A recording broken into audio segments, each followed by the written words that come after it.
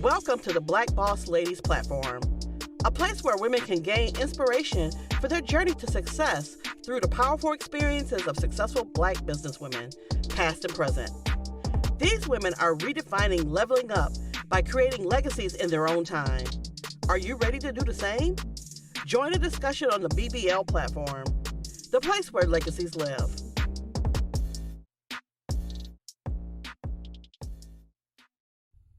Welcome to the Black Boss Ladies platform. I'm Julia Myers, and I'm here with my co-host, Tiffany Lee. Hi, today our special guest is Yaphett El-Amin. Thank you for coming to the show today. Thank you, Tiffany and Julia, for having me today. Of course. I'm so excited. Oh my God, I'm so excited about this interview. I know. I'm really excited. Yes, Okay, this is our first guest.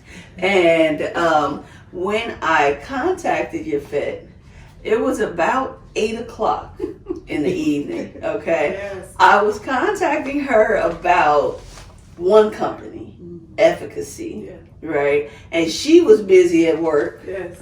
as the executive director of a whole different company. All right? Like Yes, exactly. No, Right. That's what we do, Yes. right? To make these things happen. Yes. Yep. So if Ms. El-Amin, if you would give us a little bit about what you're doing right now. Yes. So as you said, when you contacted me that evening, and you know us as Black women, we are always kind of multitasking. Yes. And almost 15 years ago, next year, I had the honor to lead an organization, a minority contractors and business organization called MOKAN, Construction Contractors Assistance Center, where our first line of assistance is advocating for people of color, getting them into the construction arena. Oh, Yes. wow. And that arena, I'm in that space Yes. with the contractors and stuff like that. I think that's a space that like a lost art in a sense. But there's so many people learning, like starting to say, hey, this is where I can go in and actually do some things. Yes. In that trade, you bring Yes. people back to that. So, and I like the way you say learning. For me, it's pretty much relearning because we had it when we built the country. Right. That's the lost art, right? Yes. So when you said that, I was like, hello, Yes. we had it when it was free labor. We did it when it was free labor, Yeah. right? We built the bricks. We made the bricks. That's what Carter G. Woodson did. And then we built our own buildings and built their buildings. We built the houses that they lived in. So it is definitely something that we've always been in. However, when it started paying and paying good money, then we were extracted out of it, right? Yeah. So MOKAN was that entity and still is. So if you can imagine your grandfather, because he came from the South up here, because he was an excavator then, or he was a bricklayer then, and then he was trying to take his skill to now qualify for his family. So moved up here and then tried to take your own craft to make money for your family. And MOKAN evolved because those same craftsmen were X'd out of opportunities. And it was an organization that in essence became an advocacy arm as they united together to need a stronger voice for ensuring that they got their fair piece of the pie. Now, how did you get there?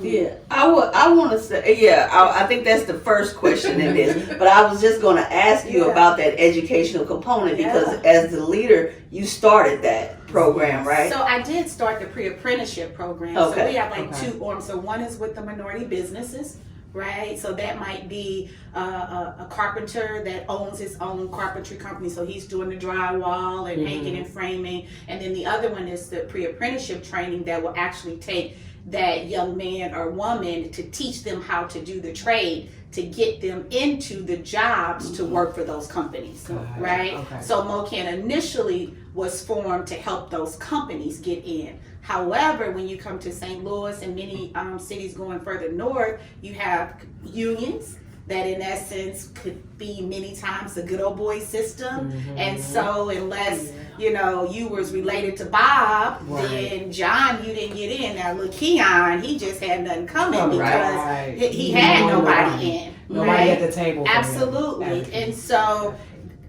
basically the fathers would pass it down to their sons, who would pass it down to their sons. And if you were not a son and in the club, you didn't get in. And so, through MOKAN's advocacy, we started to ensure that the Black business owners got in. But what happens when you come in St. Louis, union-based town, they'll let you eat, but then all the work is still not going to look like you. Right? Exactly. Yeah. And so then you're looking up, and we've advocated for you as the company. And then I'm saying, hey, well, who you got working on the job site? Yeah. But when they were local 2 or local 513, and you got to hire now the guys that's coming from the hall, and they don't look like you, it creates a system that still perpetuates the disenfranchisement. Exactly. And so then we went forward to say, okay, we need to now get people in, because they would come back and say, well, we want to hire good Black people. Number one, we can't find them. Yeah, Right. that's the next thing. That's always thing. Nobody's Yes. trained. Yes. Nobody's just been in it. Yes. Exactly. And then I think about the time this is, right? In our communities, a lot of it was like go to college, get a degree, so sometimes that wasn't preached to the young man sitting in the classroom as another option to like, hey, go get trained. So we may do lack those skills within the community, but this is a space where you said that you guys got another arm, right, to help people in. Unless you went to a vocational educational school, and many of those in St. Louis closed down, O'Fallon Techs and all of that. Right. And you would look at those older people in the trades, they would come from those trade schools. The ones that are still here are in the county. Right? So, some systematic things happening that will keep you from it. So for us, of course, as Black women, when people say they can't find, hold on. Let's bring what you you up do to the people. What you do before I'm going to go over here and create it really quick. Absolutely. So it was, hey, we can't find them. Okay. What do they need to look like? Yes. Okay. So then they'll What say, do they need to have? Exactly. They'll say, well, they don't know math. When they come, they all on drugs. When they come, they have poor attitudes, can't get here on time. So as they started to lay it out, we then created a program around ensuring that all of those boxes that you got X's in, we're going to put checks in. Right? And so from there, we created a 10-week pre-apprenticeship construction training program that deals with those essential life skills. Why aren't you here on time? Right? What does on time mean to you? In construction, if you have to be exactly 7 o'clock don't mean 7 o'clock in construction. It means 6:30, right? Because if you're working on the 7th floor, it's no elevator. Right. You got to walk and get yourself up there, or take the lift to get yourself up there.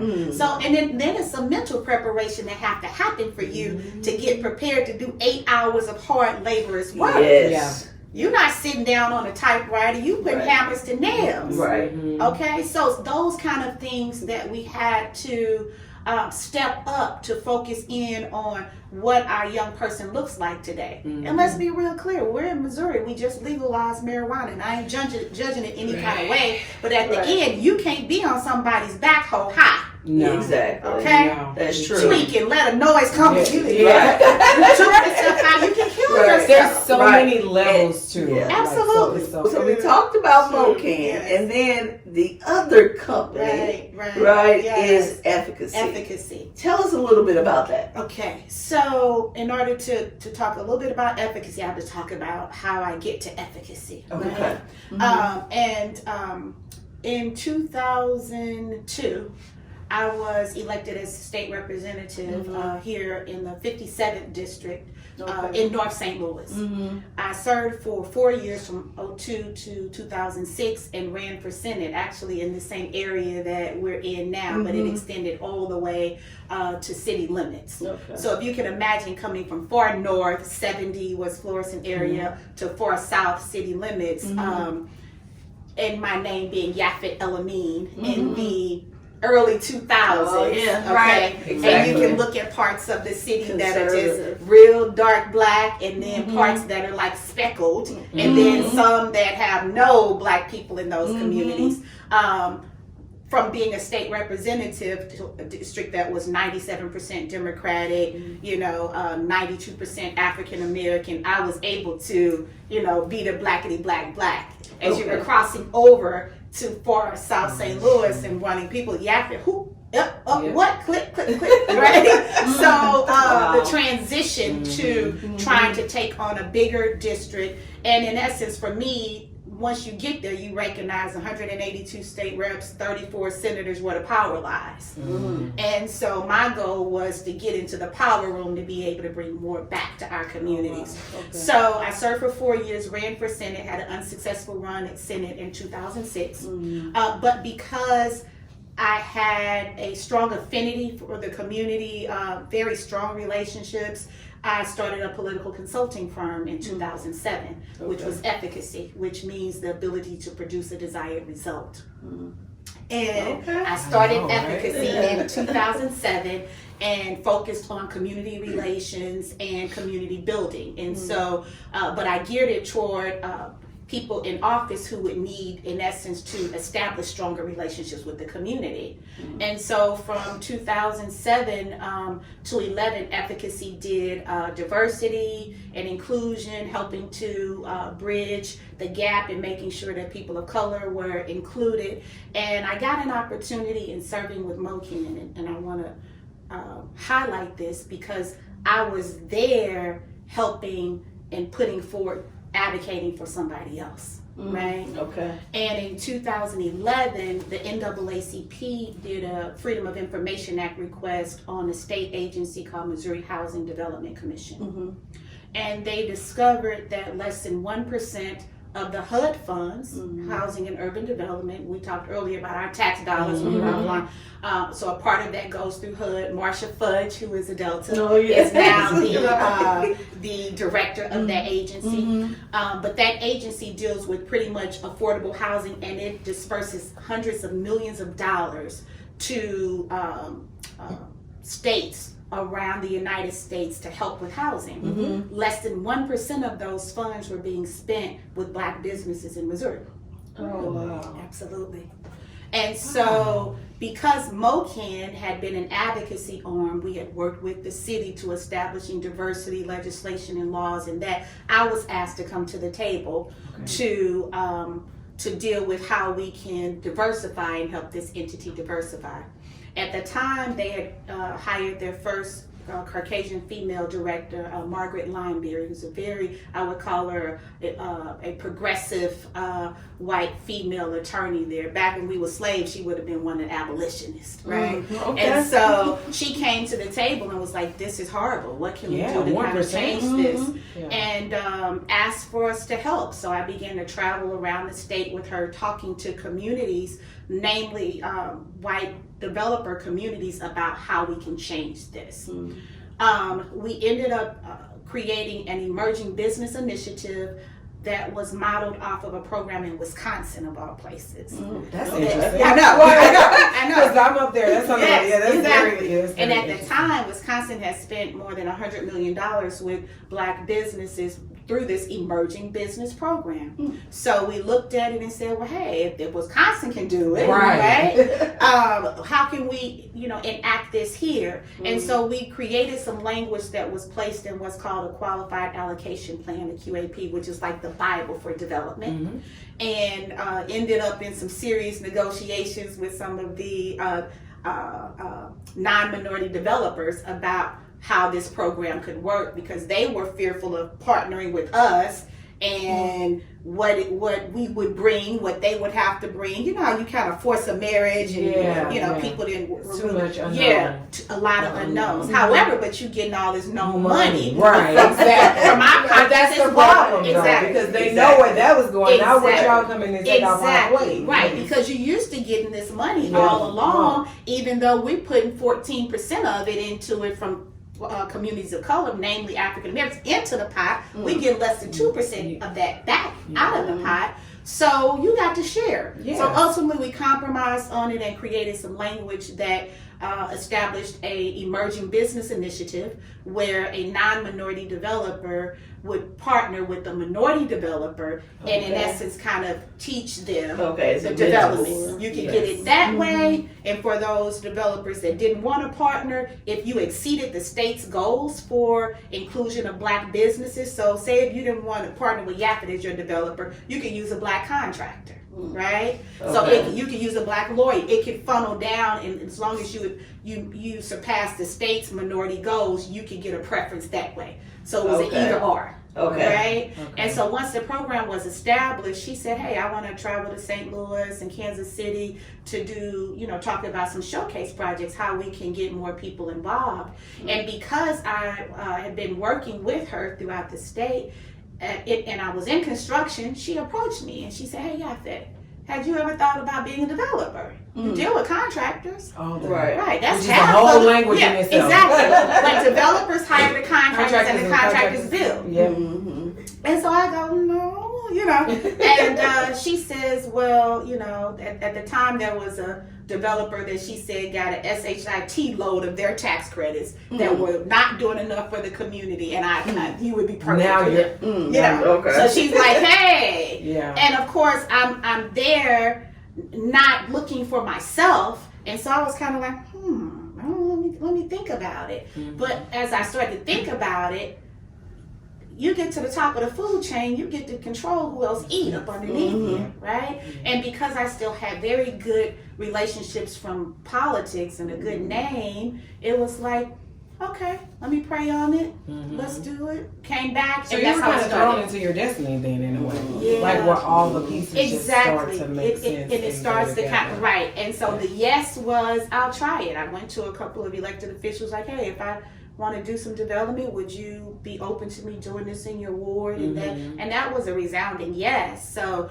the political part, and you're from East St. Louis and from communities, and the politics play a very strong part of it. Right. That box was checked. Yeah. Right? Because you already had the background. Absolutely. Exactly. So back to how pieces start to add up. You come from politics, you didn't win, but then you land here, strengthen community relationships, and then you're out advocating for something outside of yourself, and that's how that comes forward. comes right back. And that was in essence the start of Efficacy's expansion into Efficacy consulting and development. Okay. Right? So we added the development arm onto it, and then in 2012 I started on the path and trying to understand that low-income housing tax credit program, and I didn't make it to the finish line the first application. In the second year, you like, okay, you get a little bit more smarter on how to do it, and came back again, and then was awarded $9 million in federal and state credits for my first development, which was a village in Delmar Place, which is literally about 2 blocks from my house. So I'll get out there, I can look over and see it, right? That's what I'm doing over there. Yeah, 2 blocks off, which was a 40 apartments, townhome and garden homes apartments that are 100%, they stay rented up and leased up. Okay. Yeah, absolutely. Right by 5 minutes from the Central West End, which is a very, progressive and a high end, 5 minutes from the Delmar Loop. Okay. Right. So, you can walk 10 minutes to the Metrolink, so very accessible transportation, which for low-income communities, oftentimes you tuck back in places where you don't have access to good things. And so we were able to get the funds for that, and I kept going in, my first one, and finally was able to do my first one. Let me ask you about that. Okay, so are you the only African-American woman LIHTC developer in the state of Missouri? So there are some other sisters who are with nonprofit organizations. Okay. But for profit at this time, so it was, that would be a yes, but not a happy yes. Right? Okay. But I will say, because I'm in this space, I've had several other sisters say, hey, can you mentor me? So I was going to get to that. Can, how can I do it? And the power of our presence in space. Because by people seeing me, like this year when we went to the meeting where they award contracts, I saw more sisters than I had ever seen before. So the power of our story, which comes back to our show here and being able to share it, and our ability to believe that we can do it based upon having other people. I went to look for mentors. So I was going to say, if I'm sitting here and I'm at home, because your resume is impressive on another level. Thank you. But I'm sitting here and I'm listening to you, right? Yes. What background do I have? So how did you get in this space originally? And if I'm somebody sitting there, I'm like, hey, this sounds amazing. I want to go in that space. Right. So I wanted to, when I thought about this show today, I text somebody and said, I'm going to get real naked on the show today. Right? Because part of us telling our story has to start where people can really see that, you know, I didn't start off, even though I come from politics, and that I came from politics and a loss, and a husband that when I ran for Senate, ran for a state rep. So he won my seat. I lost the Senate seat. 2 years later, he was convicted of a bribery charge. I had 2 children. I'm a mom, single mom now, right? Trying to navigate through that, having a 2, parent household went to 1, 2 incomes went to 1. At one point, I didn't have a car. Oh, okay? Wow. So I just want to tell the story. Tell it right? Because that's what I want our viewers to understand. Yes. Like, no matter where you are, because you could start here, make it here, get back down here, and then go. You know, like it's always a cycle, a roller coaster. I was at MOKAN as the director, and I was blessed to the office was less than a mile away from the house, so I was walking from the house to work, okay? Because all of this happened while I was still as a director of this agency, right? And so there were literally days and months where it was like, okay, God, what's going on? Why me, right? Because of course, politics, everything is very public, and it was played out so well, in the public, in the media, and so from it, my first deal meant everything to me, right? So coming off of kind of going through that personal situation, a rebirth kind of emerged for me, because it was like, okay, this is how you're known, and this is where you are. Who are you now? Right? And many women, when you are, whether it's someone that was taken away from you, a relationship change, and you've been in it for many, many years, having to emerge, if you will, from, I liken it to if you in the water, you start getting some of that water, you swimming in your mouth and you coughing and you trying to, how do you emerge from that? And so when she asked me about that, it was really God's answer to me on who are you now? Right. Okay. Who are you now, and where do you go? Because I was seeking, my undergrad was in political science, and I didn't think I was going to go in politics. I thought I was going to be a lawyer. So I tried to go back to take the LSAT, to go to law school. I was trying to figure out what my path was going to be, because I knew it in this space for so long. And so that first project, I had literally no money. Okay, I had no money. I had relationships. You know what's so crazy? You have no money. But you're dealing with millions. Absolutely. And they kind of mess with your mind a little bit. But I was used to being in the room with millions of dollars, right? See, the politic part, you got to come there with some money. That's why so many our Black elected officials get caught up. Right? Because it's not for poor folks. State rep makes $35,000 a year still, and a senator the same. So you got to come with some money. Or else, all the other perks. Because you in rooms, I'm over budgets with, $20 million, your state budget, or, $5 billion on different committees. So you see it all the time. Don't get in there touching that, though. Don't get in there touching that. But those kind of spaces were always there. And so for me, it was, how do you now leverage your other assets?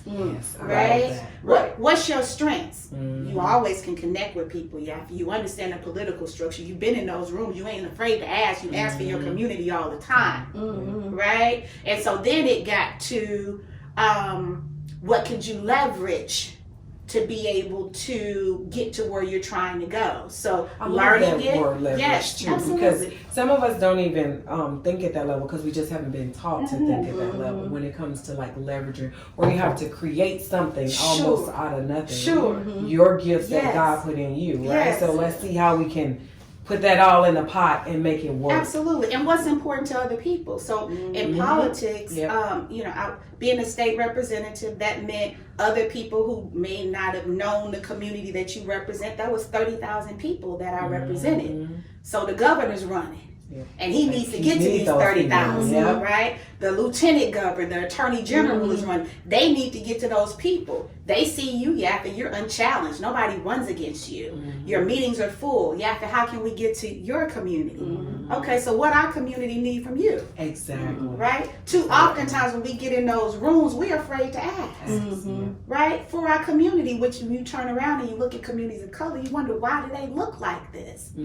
It's Right? when there's so much money flowing. Absolutely. But we oftentimes send people to be our advocates. We don't inspect what we expect. And then those people who's supposed to be advocating for us, sitting in the rooms or having a good steak dinners, and we over here, you know, cooking cheeseburgers.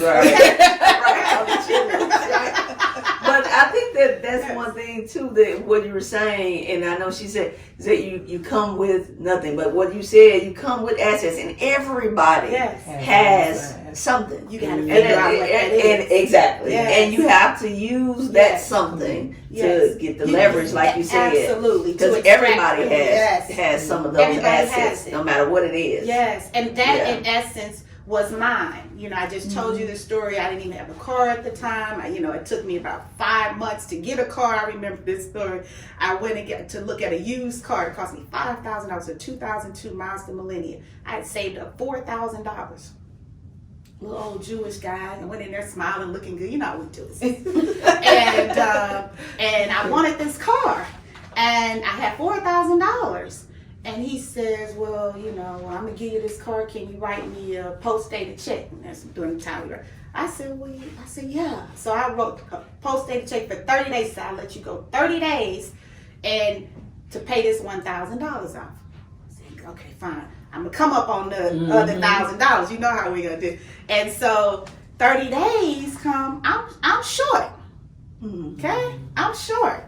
Check bounce. Now, 35 days, I had it, right?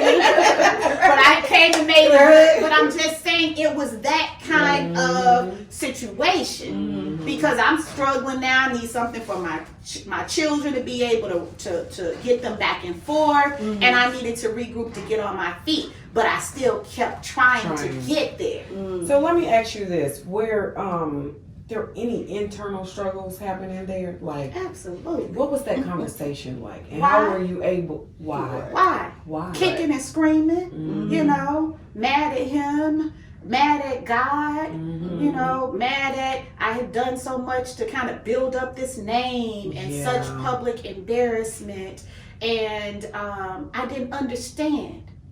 But today I wouldn't take it back. Because you see it now. I wouldn't take it back because that woman there, this woman emerged out of that, right? And at the time, it was why, and then I didn't want to even talk because it wasn't a conversation for me and my girlfriend. It was one for me and God, right? Okay. When I stopped kicking and screaming and stopped doubting. Because the question was, my kids were in private school. I wasn't late one time with a payment. Okay. Now before, I'm in his face. Where the money at?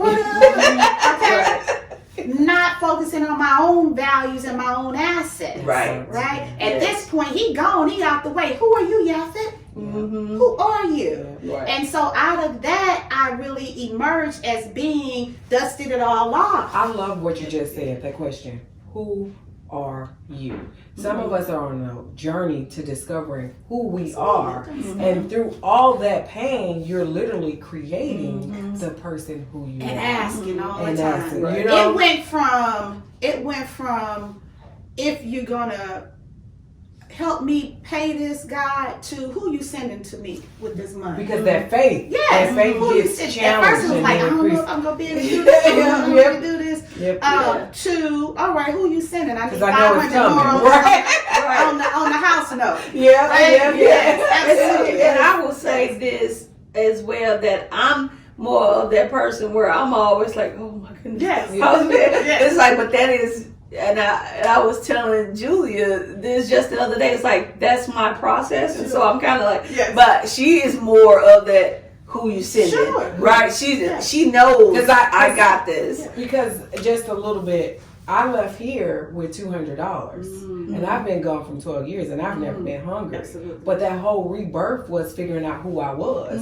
So now, when it's short, I've made it 12 years not here. So who's coming? Like, you know, but that is a process, and then to affirming your knowing, affirming your knowing, and in that process, a lot of that what I've looked back is it was a faith walk to increase the faith and to define who I was. So that's why I want the audience to know, like, we sit here with great stories, but the journey, the story is created in the journey. And a lot of times you ain't want to walk that journey. You don't want to walk it. I don't ever want to I walk remember saying at that time, why you put this chapter in my book? Right. And you want to know what's crazy? No matter where you get, it's another one. And that's what I was thinking about what you said, that because you were, in essence, when this happened, you were Yaphett El-Amin. Like, you were that. And it's like, and then you have to go here to this place and ask, can I get, if we can do a post-date check? So it takes some humbling. Absolutely. Right? But, you know, while being humbled, so we don't do it for the show. Like, a lot of times it's all about how things look. Right? How does this look? I gotta look good. Package real good. Right. Like, the package is good, but what's in it? So it's humbling yourself, but also not kneeling or bowing down. Right? So I'm gonna humble myself and say I'm at a place where I need help. But I'm not going to say my head was still high. Don't bow your head. So I am still Yaphett El-Amin, right? I may not have these things that you're used to seeing me with, but this is still who I am. What? They didn't even know. They don't have to know. I'd be at a meeting and I'm like, oh, where you going? You going this way? I'm gonna roll with you. Okay. It wasn't about me telling the pity party story. It's not. It wasn't about that part, as a matter of fact, but the humbling was there. I remember mentioning to a guy who worked for me at the time that I didn't have the car had broke down, blah, blah, blah. And he said, oh, okay, well, Sister Yaphett, I got an old Mercedes in my backyard. Just need an oil change. I'm going to let you drive it till you get you something. Oh, wow. It was like that. Yes. But I thought about if I hadn't been humble enough to tell him. He worked for me. Right. Right? Like, I'm the boss and I need to look like this. He wouldn't have been able to bless me. This is wonderful, but I want to get back to, so your first LIHTC deal.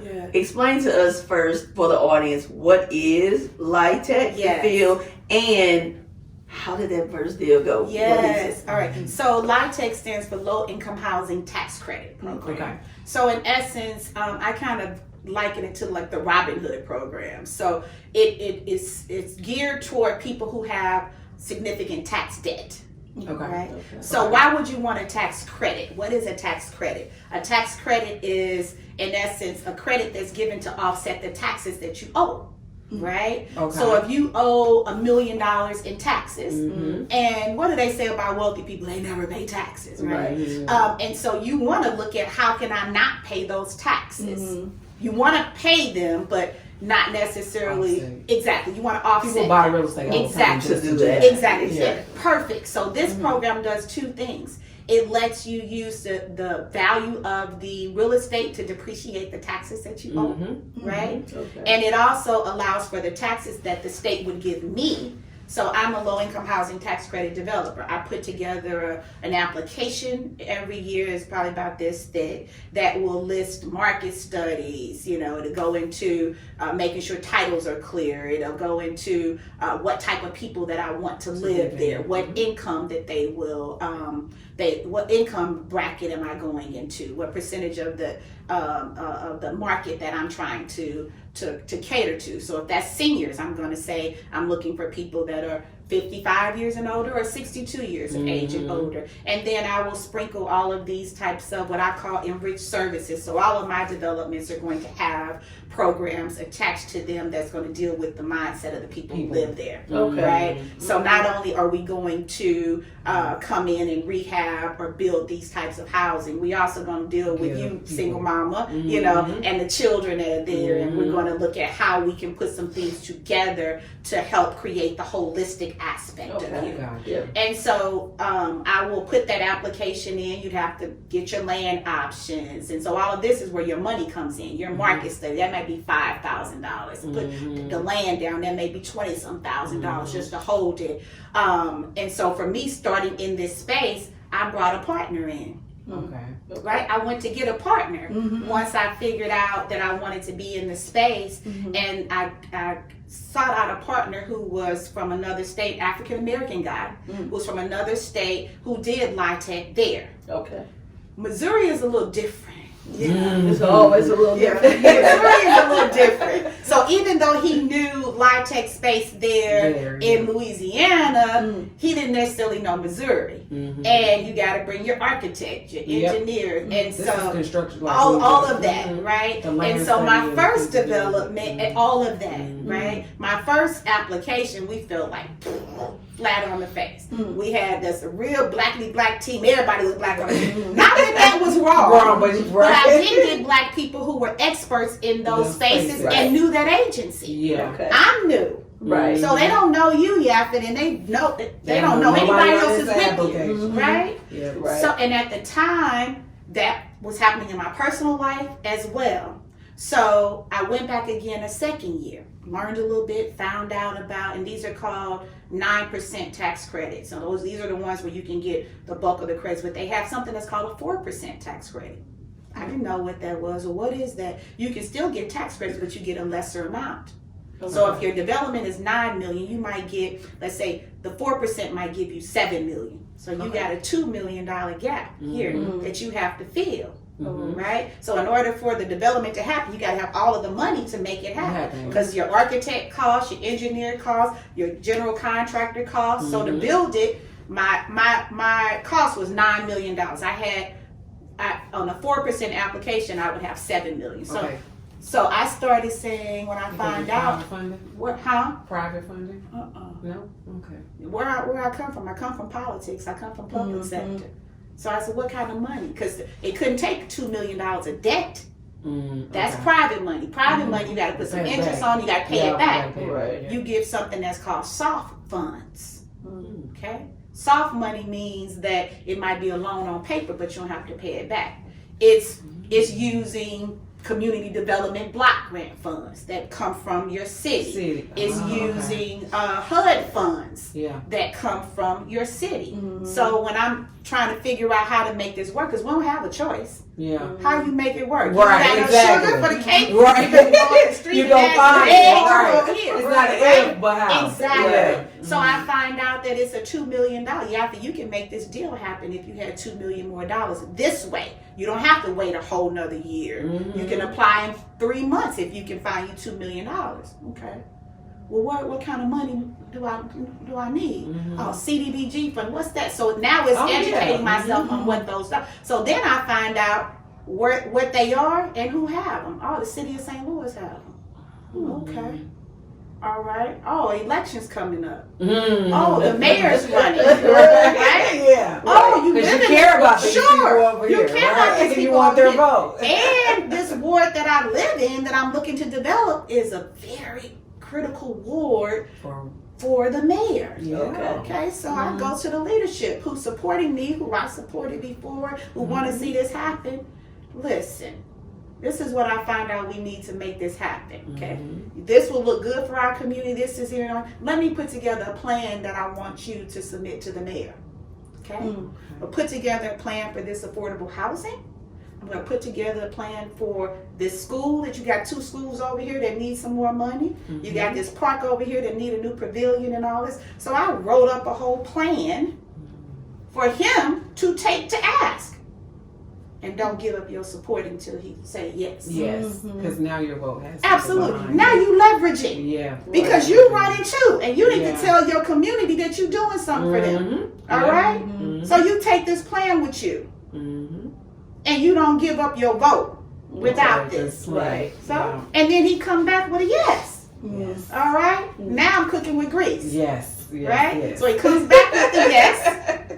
Now you got your 7, right? Now I got my 9. 9, because you had 7. Okay. Yeah. I had $630,000 that was already set to the side, so I really needed $1.5 million. Okay. All right, and so I put all of that into the plan. He had the yes. So ultimately, at the end, when we put together a whole deal in like a month, we did the whole deal in a month. I took him with me to my new partner so that they know it's real, right? Here's your leadership, here's this and that. And literally, he said, Yaphett, hold on. In 10 minutes, my leadership left, had to go to another meeting. He brought a whole room of people in Yaphett. This is Heather, she's going to help you with this. This is Mark, he's going to help you with this. This is Ted, he's going to help. And around the room, my head is spinning from all the people. That's because we only got a month. Yaphett was going to help to put this plan together. You've already started it because you had an application already. We're going to build off of that. You're going to send us everything, and we're going to put this application together. Had the letters from the city, ultimately, to put with the application, they committed to the money, and we put it in.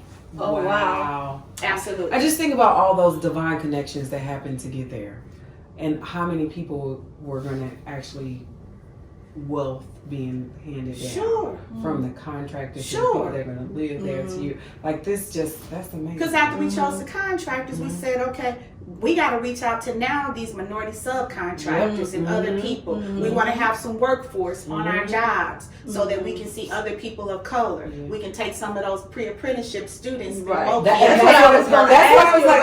I'm seeing like every Absolutely. That's a part of the story. Right. My father would always say, as the tide rises, all boats rise. Exactly. So this just ain't you rising. It's the other people around you that's rising with you as well. And that was how the first started. Now I do want to say this: when we get all the money stacked up together with the credits, you have to sell them. Okay. So you sell. Remember the entity that needed the money. Right. They need the tax. So that's where you see entities like U.S. Bank that may have a community development corp. When you're wealthy, you start now using the banks now to find out funds and ways to save you money. So I got these credits now. So you owe $1 million. You don't pay me $1 million for my credits. You might say, Yaphett, I'm gonna give you 90 cents for each credit. The credit's worth $1. So you save $100,000, right? If I sell them to you for 90 cents and you getting $1 million worth of credits, you buying them for 900,000. Okay. Right? You're not giving me dollar for dollar. Right. Exactly. Okay?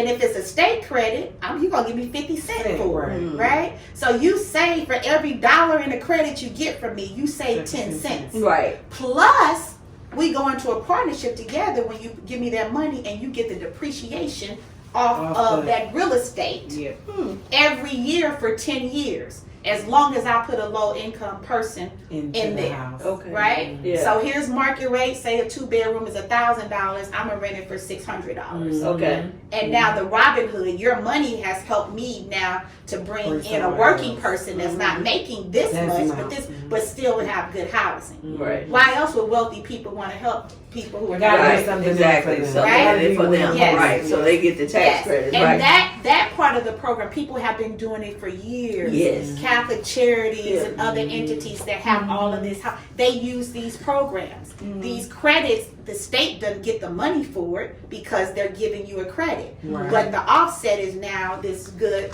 quality, affordable housing that people live in. So for Yaphett, it is how do I take this housing and put good people in our community who live in it. You have to keep it leased for 15 years, but I have 40 homes that will be sold to the residents after the compliance period. Really? Okay. Because I put a home ownership component in it. And which project That's is this? called Finney Place. Okay. So that's about 2 blocks from Rankin Technical School. Okay. And is that market appreciating? So now they have equity and creating wealth. So what will happen is in year 13, we will start to convert them into a home ownership program because we got to deal with the mindset. Yeah, you got to deal with the mindset because that looks very different. Look, nobody's coming to change your this. He break this window. You got to get it. You got to pay for that. Yes, absolutely. So how do we now transition you? But year one, we already had a partnership with Enterprise Bank, so we are bringing them in to now deal with how you save, how you all of those pieces, right? And so part of it is progressively getting yourself there so that when this time comes, you got this option. Remember when the market crashed, right? Where was the bulk of Black people's wealth? It was in home ownership. So now how can we take this program and put you back in a position that you got something, right? How do we, I think earlier off camera you were saying people who get used to renting, it was something like you give a hand up, but it was like not to stay in, right? It's supposed to be a step up, not to stay in. There you go. Step up, not to stay in, right? So now how can we get you to stay in and this is yours? Right, okay, this is yours, exactly. Right? So it's a step up and a stay in. Yes, come on, and a stay in. Exactly. So being able to use the program, and I will say that those types of concepts are there because of the community that I come from, right? So when we start talking about how many other people of color are in the space, we're gonna see it a little differently because we've been in the community. My company's motto is building whole communities from the inside out. So I was gonna ask you about that, building whole communities. Yes. From the inside out. What does a whole community look like? Look at your mindset. It's more than just this brick and mortar, right? I come from, and earlier I was talking about MOKAN. My father was a carpenter by trade. You see how that background was already still there? So there's like leveraging that was already in the bloodline. Yes, from Ratio, Arkansas, right? So he came up here with a different kind of mindset. Nobody give you nothing down there, right? But you use your hands. Carter G. Woodson said a trade for a Black man is the equivalent to a white man's doctorate degree. He meant that these hands right here gonna give you some freedom. You want to know what's so crazy? My husband is a tradesman. I have a master's degree. I've been laid off so many times. He's always kept a job. Always kept a job. Yes, because somebody always needs something. And you know what? You have to learn how to create a skill. So that's what real estate came like. That's a skill. Yes, absolutely. The degrees, yes, I'm all for the degrees, but money, skills pay the bill. Yes. And see, and that's something that I was actually talking to my husband about as well, because I always think about the argument between Booker T. Washington and W.E.B. Du Bois, right? And Du Bois was all about going to college, right? Yeah, the talented 10. Exactly. Right. Well, we're not gonna start on that one, right? But exactly, going to college, and Booker T. Washington was really about trades, right? But in that, and I think that what was missed for so many years in that building trade, also owning your own business. That's not going to work for somebody. That's the equivalent of the white man's doctorate. Exactly. That's your own. You a doctor, you your own CEO. Exactly. That's the part right there that gives you that and I freedom. think when you merge the two, it just becomes, that's where the real wealth and everything starts to be created. Like, okay, I have the education, but I also have a skill set. And I'm going to leverage that from both ends. Yes. And I love how you use everything that you have and everything that you've been to continue to just build up the community. It's a good space to be in. To be able to look at a community, and my daughter who's here today, I remember she said to me, we were going by Finney Place, and all she saw was what we call Snaggletooth. So that's a house right here and big old spaces in between here. And she was like, Mom, why are you over here? You should go to West County. You should. And the story goes, because she was riding with her father one day once we got it finished, and she goes, that Mom's right? Wow. That's Mom. Because she's riding and she's got blocks and new homes, families, people, and it was like, whoa. How does that make you feel? Because that's, I mean, I know I get joy just from one house, right? We want to visit my friends. It's like, I sold them this house. But like a whole community. When I really felt it was when I was there with the management and the first set of families started to get the keys, right? So when I met Miss Pearl, who is the older lady living on Cook, who is taking care of her great-grandson. Her grandson is there and his baby is there, right? So when I knock on Miss Pearl's door, and you know, she's at old school, her house is going to be immaculate, and she's at the door, and there's a picture that I'm going to have to give you with me, her, and her great-grandson, you know, in her arms. You know, then I grabbed them and, you know, took a picture with them, and it was like, whoa, right? It was like, it was worth it. That journey you went on. That journey. It was parts of it that was like, why are you doing this? When we building it, and as soon as we put the unit in, I'm not going to call them any names, but those other non-desirable people were taking the units, right? One weekend you got 9 conditioned units, air conditioned units, and when 2 hours later they go home, right? Yes, Oh, you put in your refrigerator and stove in the unit, and you come back Monday, it's gone. Right? How they getting up there? Then you got to put your full security system out, and you see, they climbing on the little roof that you put they back the truck up into it, getting in, breaking out, and taking it out. And you like, I'm just trying to do my work. Trying to build. Then when you got to learn how to outsmart them. Okay, well, I'm gonna have somebody lay on over there. Now come on over there. That's what you have to do, right? So lay on over there. Or now we put a storage unit up, so now we know when they come to get their keys, we bring in the refrigerator and the stove there that same day. So you're learning how to maneuver in order to survive. Right. But ultimately, then when you find out, okay, now it's kind of stopped. You got more people living in. The real criminal deterrent was to get people living in the community. Always makes the difference. That was it, right? But as you're along that journey, you know, I wanted to say, well, why? I'm a sister out here trying to rebuild. Why y'all doing this to me? It's not about it's not about you. That part, right? Getting to that part and sticking with it. Oftentimes, we know God gave us something, right? Gave it to you, right? You know it came from God. You know it. That inspired thought. But I didn't even think about that. You know, when I asked you, you said, "Hey, it just came," and I said, "How long?" I said, "How long has this show been in your belly?" You said, "Oh, well, it just came in. I just moved on." Manifestation right there. Yes. But you know when it came, and your purpose is to act on what you've been given. Sit here. How long it take you to birth it? How many of us have just been holding all kind of babies in our stuff? Yes. Then wonder why we all big and stuff. Well, how long you been holding it? Yeah. So when it comes to you, commit yourself to it. The first application, I didn't get it in 2011. And most people would have probably just like moved on. Right. Talk about the Broadview in East St. Louis. I started that in 2017. Okay, so wait a minute. Wait a minute. Okay. About the Broadview. Let's go there, because that was your first deal, but you were working on a deal that are near and dear to me and to Tiffany's heart because it's from our space. I remember going to Upward Bound in that building. I used to be a counselor. The college had it at the time. So when my mom put me in a program, and we would go there every week. It's the Bronx. So they had, and Darylyn used to be one of the teachers there too. So I spent a lot of time in that building.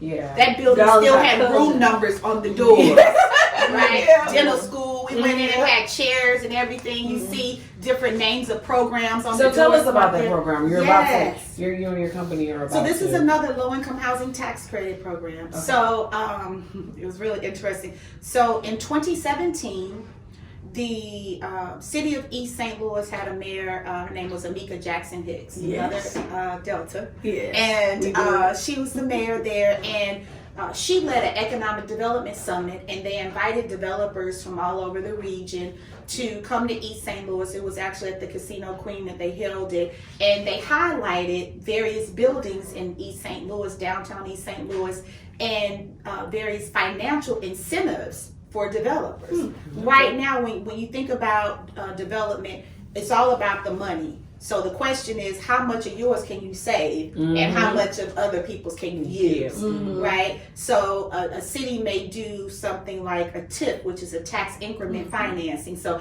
they might say, hey, if you come and build your building here, you won't have to pay taxes for 20 years, right? And when you think about, it may start at $100,000, it may be $40 million at the end of it. Then you don't have to pay those taxes on that. That helps to go back into your capital stack. There are programs that wealthy corporations use, like IKEA. When they came to St. Louis to build IKEA, they used tax increment financing. They said, hey, but not for these taxes, saving these, we couldn't build it here. And they turn around and take the money that they would have paid in taxes and put it back in the deal, or put it back in their pocket, right? Yeah. So it's public-private partnerships. We see it all the time. So the city of East St. Louis says, hey, we have 20 buildings downtown East St. Louis that have been placed on the National Historical Register.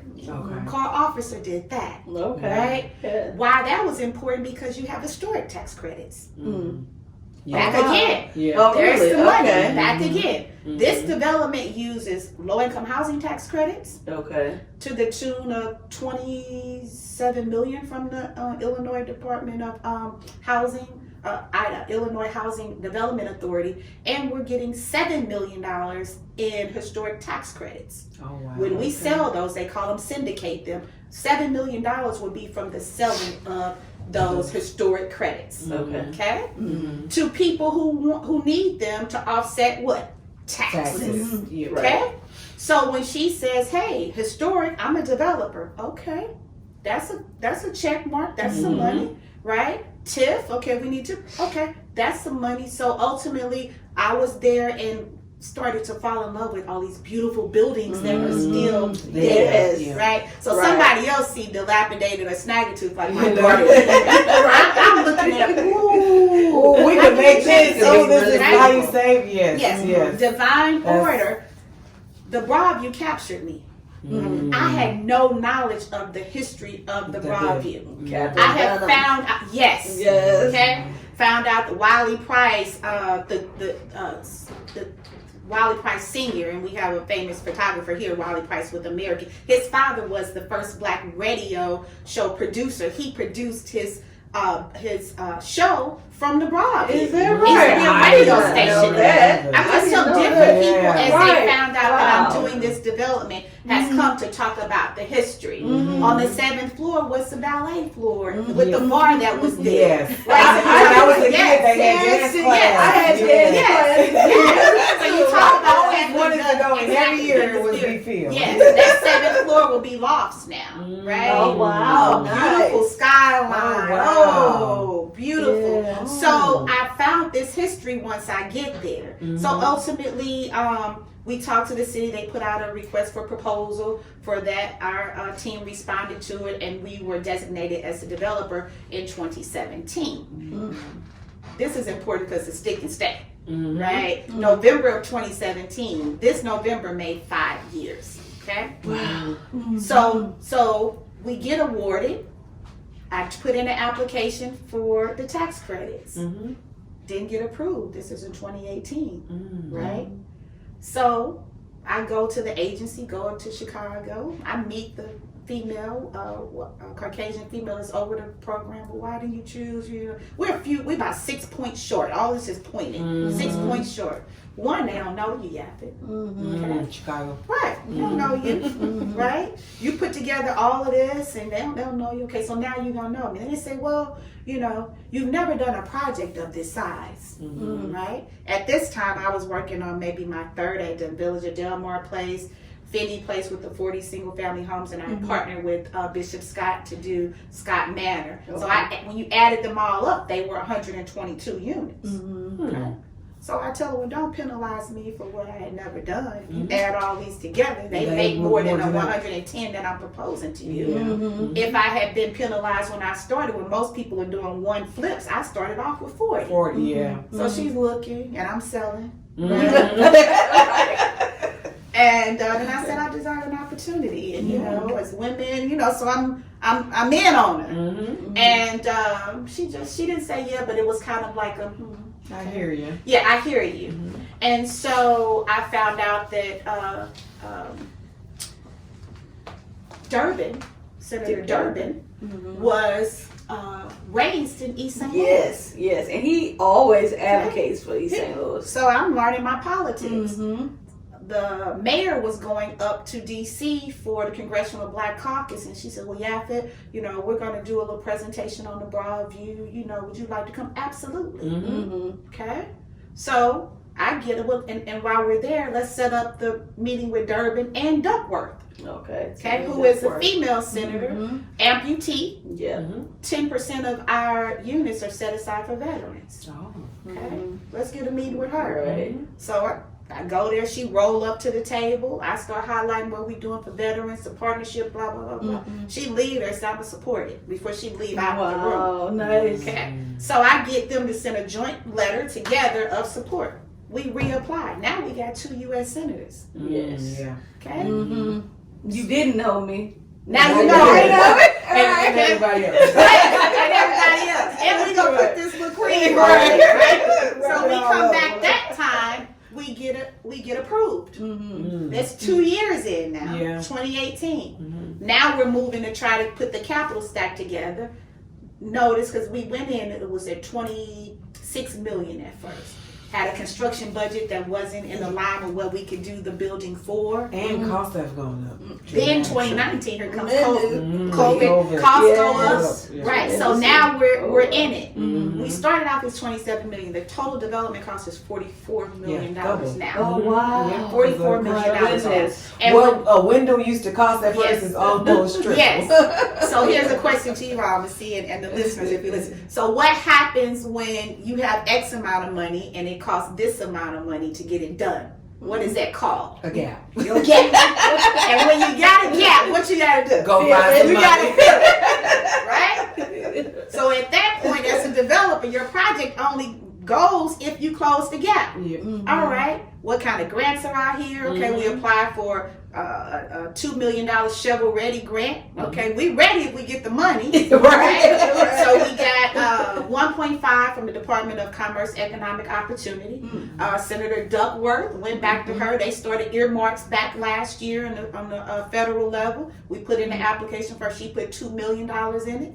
An African American female state rep, I got to get a shout out to her. Latoya Greenwood. She put $2 million of her allocation into the project. So I started closing the gap. I'm wherever we need to go. What fundraiser she gonna be at? I'm there. Where Durbin gonna be? I'm there. Right? And closing in on the gap. I had gotten an allocation of $75 million for COVID funds because now the federal government is passing dollars down, and so we slowly moved to close that gap. And now we're at a place with Latoya's money, with the senator's money, and those money, that we closed the gap. Awesome. Right? Amazing. 5 years.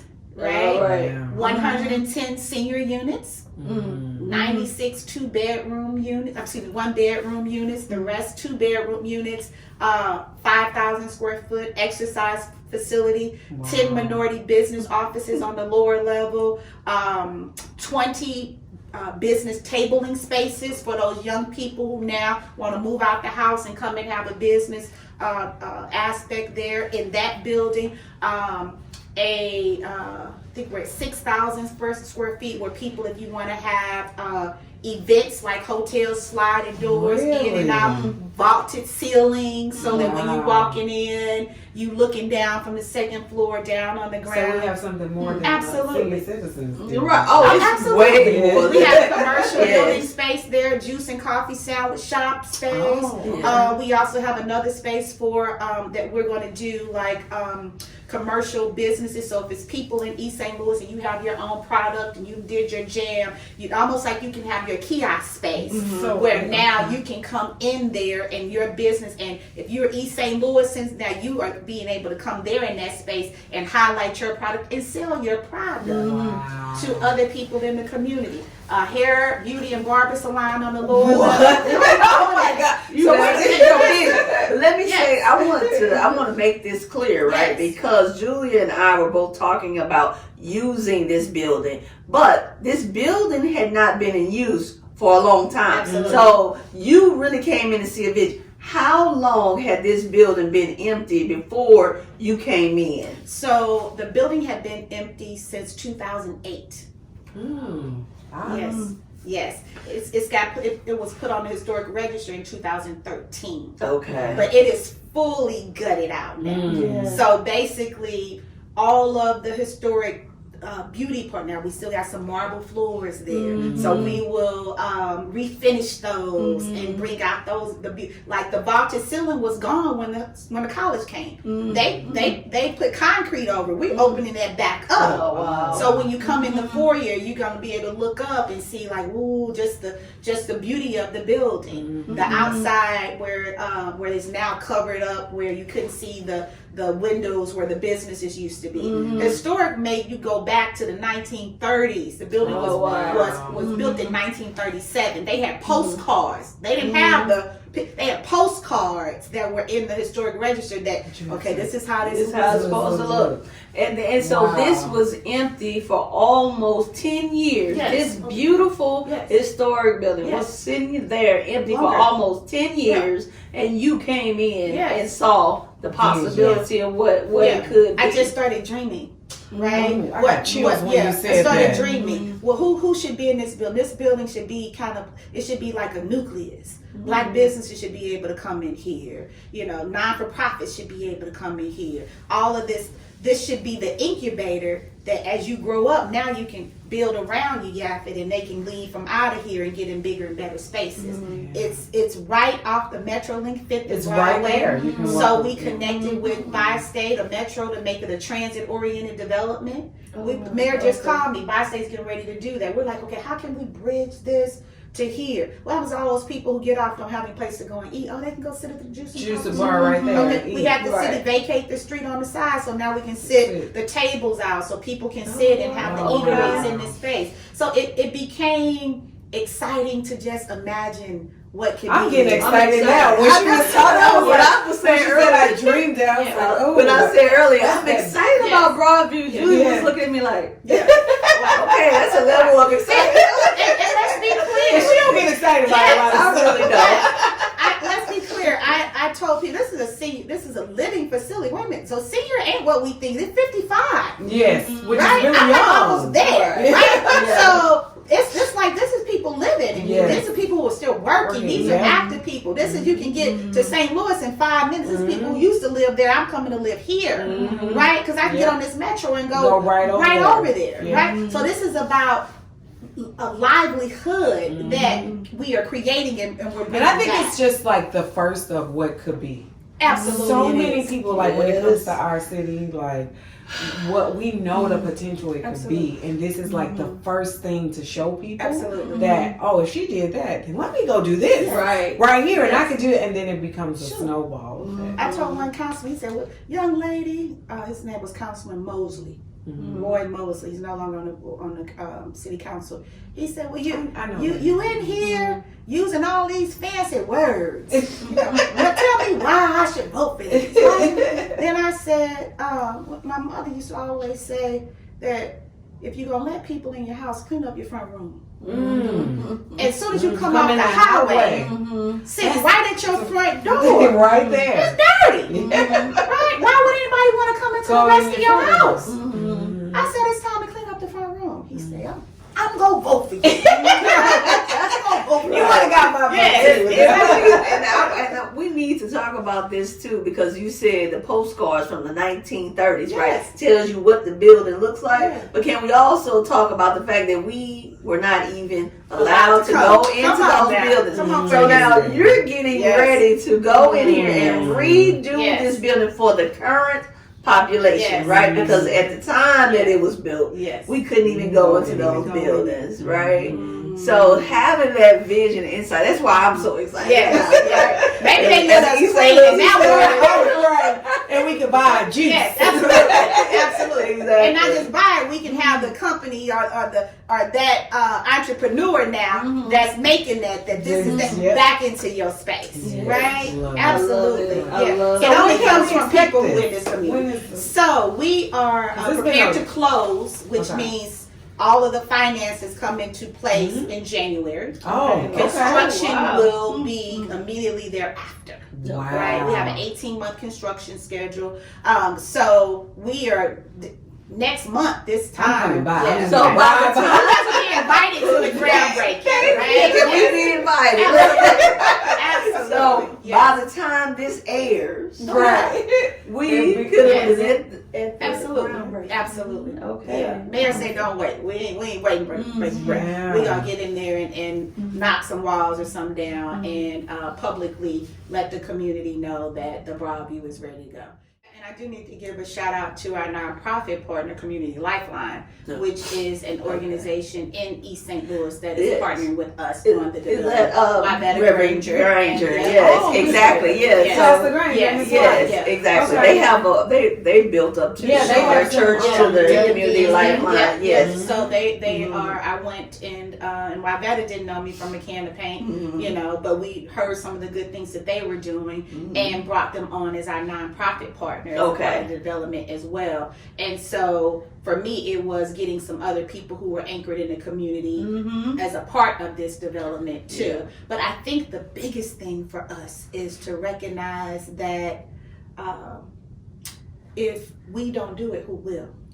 Oftentimes we are waiting for someone else to come in and to dream for us, to imagine for, and to put their vision in place for us. Then we complaining about what's not there, how it's not, why all of the Arabs here with the gas stations and the grocery stores and the other things, and we're sitting complaining about what other people are doing instead of igniting ourselves to do. So I also want to say that wasn't easy though. You said how many years?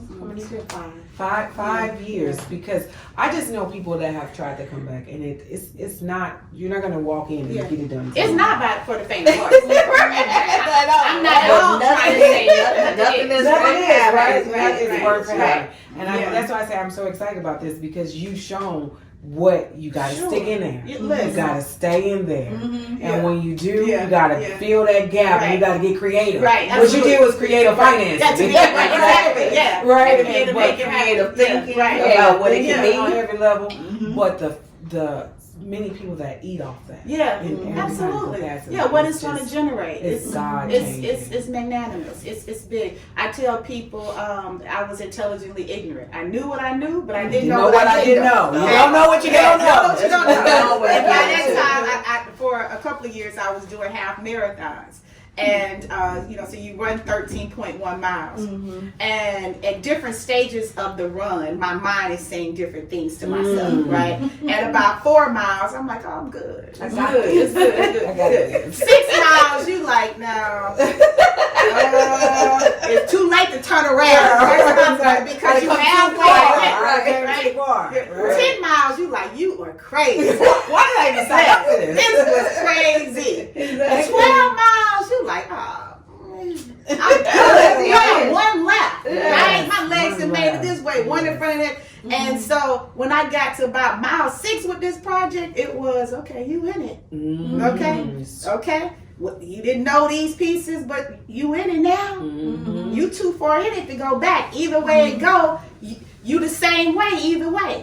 Keep moving. It's gonna come. It's gonna happen. I love that. And here at the BBL platform, we want women to understand that they're on a journey to creating their own legacy, right? And we're sharing stories of other Black women that have created a legacy. Like, this is what you're doing. And just as that, right? With that story you just said, if someone's sitting there and they like, I know I have something inside of me. I know it's something in my belly that I'm supposed to be birthing, but I haven't even got on the track to start to train. You know, what would you say to them? One, I will say, silence yourself enough so you can hear your divine order. Right? Oftentimes with being mothers, being wives, being business women, we are just going, doing, and not taking out enough time to silence ourselves to hear. Right? And then you wonder at times, why hasn't this happened yet? Why isn't? Well, one, were you told to do that? Right? Were you even told to do that? Right? What was that your divinely inspired concept? Because we can hear a whole lot of chatter. You moving, you hear a whole lot. And it could be somebody else. Listen, and what for you? and a lot that people may bring to you. Oh, that one is good. Changing your exactly. ideas. So for me, it was because a lot of people would say, "Why are you over there?" He's like, "Man, you know, why?" And there were large entities that tried it. They tried it to do it and didn't get it done. So it was like people would question. You know the logic and the rationale for me to do it in the first place. But I had to remember when you were sitting there writing it and you thought of this and this and that and you knew that came from someplace else. It was outside. This is what you were supposed to do. Stick with it. Stick with it. Stick with it. And so one, I will say, quiet yourself enough so you can hear divine inspiration. Sometimes you have to covet what's been given to you until you told to share, because many times in the sharing people can't see what's been told to you to see. Okay, just give it to you, it's yours. Right. Okay, now did I tell you to go tell it to your husband right now? Yeah, I ain't tell you he was ready. Right? But then you've told it, and then he's put things, or she said certain things, and now you are in resistance to your own. You wasn't strong enough. Yes. The vision wasn't strong enough. Yes. Yet. Now you got resistance to where your path was straight when I gave it to you. Right? That's so true. for us, it's sometimes knowing what you know, and if it's for you, continuing on the path, asking God to send you the people who are going to help make it work for you. I didn't know that I was going to see LaToya Greenwood at Dick Durbin's fundraiser, right? I didn't know, but I was committed to whoever I saw, and I have to say it, when I spoke to Senator Durbin, he was kind of like the broad view. Really? Oh my goodness! I'm in there. I had already paid $1,000 to be in there. I wanted to go get my $1,000. But before you get in the door, you gotta pay. So I'm excited to stay in the line. I'm excited to stay in the line because he coming, you know, and I had my speech together, what I was gonna say to him, East St. Louis, blah, blah, blah. Now his staff had already wrote that letter. But at this point I need some money. Right? And when he responded to me, it was so it took like the wind out of me. Because it was clear, I ain't got nothing else for you. The letter is all. That was it. It was kind of, I was saying, I'm from East St. Louis, you know, you're from East St. Louis. And he said, good luck with that. Oh my goodness. Like that. So it was kind of like a, And so I was in the room, you know, like, man, you can't go get your money back. You know? And so exactly. You realized that you weren't in the room for him. Yes. And at that point, it was Yaphett. You got county executive in here. You got these for work this room. Work this room. So everybody I went to, at that time the gap was $2 million, and I'm saying, hey, this is all we need. ARPA this, and this. I'm walking out the door and see Representative Greenwood talking to someone else. Excuse me, Representative. And I just, hey, remember me? I'm the new Robbie. We almost there. We only got a $2 million. And she talking to somebody, and she like, okay. And it was just kind of like that, where I felt she heard me, but I didn't have a commitment. Right. Then 2 weeks later, LaToya's, mayor talked to her, this and that, and she's going to get you the $2 million. Wonderful. Right? Yeah. But in that space, I could have just felt depleted. Yeah. Deflated.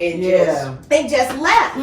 Right? But I know you keep talking it to everybody you can until you get, because whoever's going to be there, supposed to be there, whoever God is sending to you is going to get it. The same way that when I spoke about my husband, I didn't know where it was going to come from. Right? It was smaller money, then it was a kid's tuition. Exactly. What's big to us is just nothing to God. Exactly. Add another zero to it, and it's happening. Yes, it's the same thing. So from that, knowing what you know, never be afraid to continue to ask. If it's been given to you, it can manifest. And continuing to stay on it. Oftentimes, we give up when we're so close to the finish line. You work that vision. Yes, absolutely. So that would be my advice to our listeners. Quieting yourself, speaking when you're supposed to be, when you're